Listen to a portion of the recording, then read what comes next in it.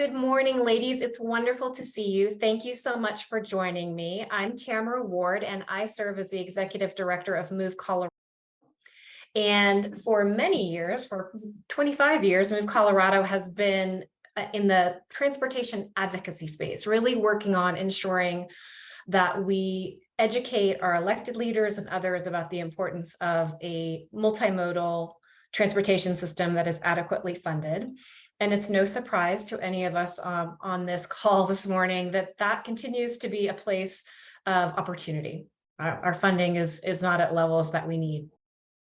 So I really appreciate the amazing work that you do with your organizations. You are three of the preeminent advocacy and policy organizations in Colorado, and I will quickly introduce you all, and then we're going to dive into some questions.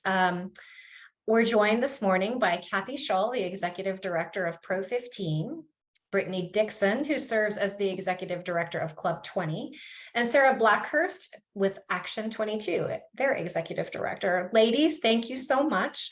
And if you'd like, as we get started, if there are any key points about your organization that you would like to share, please don't hesitate to do so.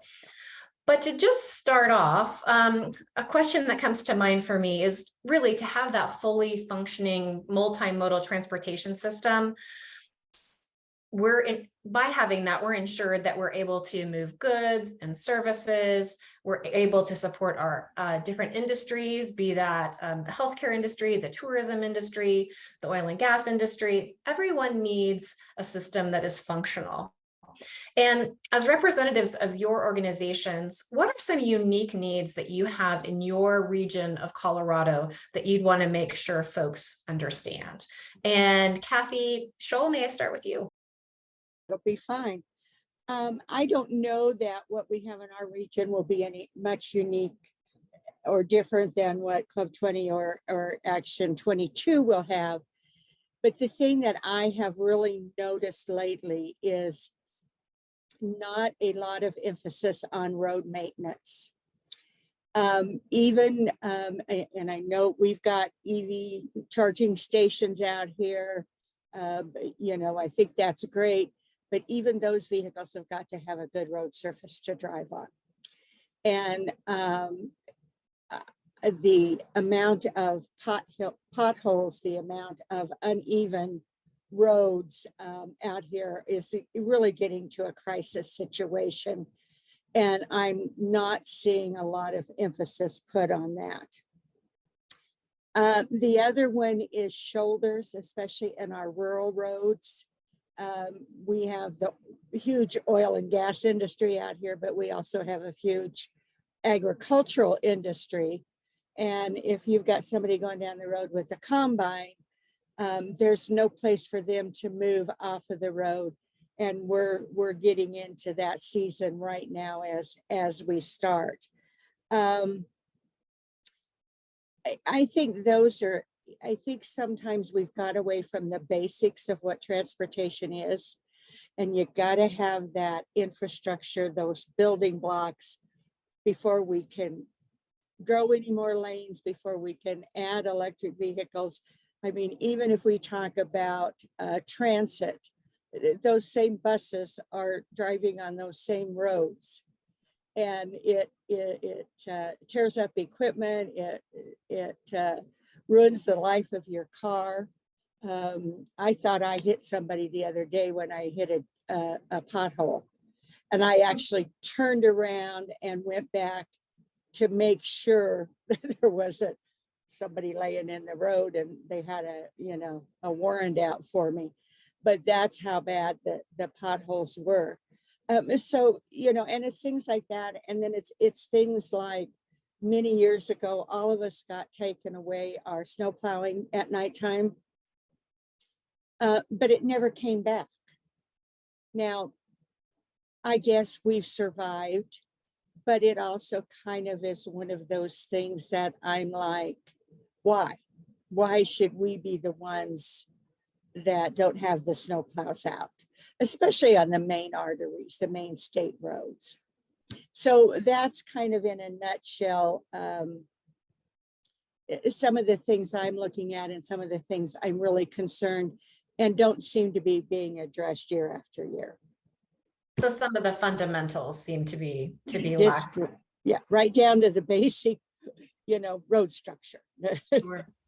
Well, in the public safety component, I wasn't aware with regards to the overnight plowing. Gosh, if you're, imagine if you needed to get to the hospital or something along those lines, there's repercussions. So that's something I wasn't aware of. That's a really interesting point. That's been in place probably pre-Sarah and definitely pre-Brittany. So, I mean, 7 years or more. Wow. I'm Wow. not sure which CDOT director put that in place, but every time we talk about it, it's like, oh, it's fine, but it really isn't fine. It would be like, okay, we're going to not do any road plowing on Arapahoe Road in Denver or Colorado Boulevard or whatever at nighttime. And Yeah, absolutely. I saw head nods as Kathy was speaking. Brittany, would you like to join in? And then Sarah, we'd love to hear from you as well with regards to this question.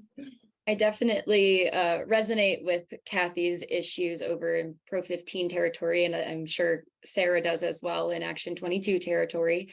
But the shoulders certainly do seem, or the lack thereof of shoulders, certainly seem to be a big issue right now. We want to better understand, what the costs are with that and the policies around adding those shoulders are. It sounds like it should be something that CDOT should be able to implement without having to go to the state legislature. Along that line, we're concerned about our citizens. Cyclists are allowed to ride on state highways without shoulders, and that puts both themselves and the drivers in danger. And I think it's in the best interest of CDOT, all Colorado citizens and drivers to fix this issue. It's something that we definitely see, especially during ag times and oil and gas, big boom times, that we want to continue to advocate for. Along with that, what we're seeing is maybe a lack of education around transportation and how much it actually does affect our communities and the economics of it all. Because if, let's say I-70 is shut down, we're not able to provide some of those basic resources, like getting access to those rural hospitals or to those bigger hospitals if there's a bigger accident that maybe those rural hospitals aren't equipped to deal with. So there's definitely a connection between all of these issues and the transportation system and infrastructure. Yeah. Certainly. Sarah, tell us a little bit about this through the lens of the Action 22 territory. So as both Kathy and Brittany indicated, it's a problem that we've had for a very long time. I think the matrix with which we try to address these problems are based, and in some of this we understand that there's some federal protocols, but it's based on the number of drivers rather than prioritizing safety. And that makes a big problem in our rural communities because that's where the necessities come from: energy, food, water. All of those things come from rural, but we're deciding on what to do with regard to transportation based on the number of drivers. So the question goes, well, how is this all being paid for? How is that funding mechanism happening? And there's been, as you know, there's been iteration after iteration of how do we pay for this? Right now, and everybody knows this, right now it's paid for by gas tax. There was a big transportation bill, and it really dove into other ways to do that. I think we're all optimistic that it will, it'll change on some things, but as we move to electric vehicles, to multimodal, to some of those things, we really have to ask, is it equitable for rural communities to compete for transportation dollars based on this transition from oil and gas and from carbon vehicles to electric vehicles.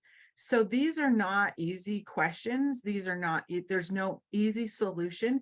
And unfortunately, in Colorado, and especially in rural Colorado, we pay a higher price for being in rural, even though we're the deliverer of the necessities.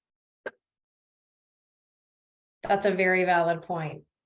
When you have that conversation with our elected leaders, what types of response do you get, Sarah? So when we looked at the transportation bill and we sat down with CDOT and went line by line through everything that they were proposing, it was a very robust stakeholdering process. And I think that may be the last that we will have seen of that stakeholdering for quite a while. The problem lies in understanding what the impacts are going to be when you're talking about the difference between 6 cents and 3 cents on the tax per gallon, or you're talking about some of those things. So when they did the transportation bill, of course, nobody loved everything about it, which is that's how it works. And we were good with that because the questions were had. Right now, and it's not just on transportation, but right now that stakeholdering, the sit down with how is this going to really affect you in your rural communities, that is, we have to fiercely, and I mean fiercely, fight to have those conversations. And it should not be this difficult.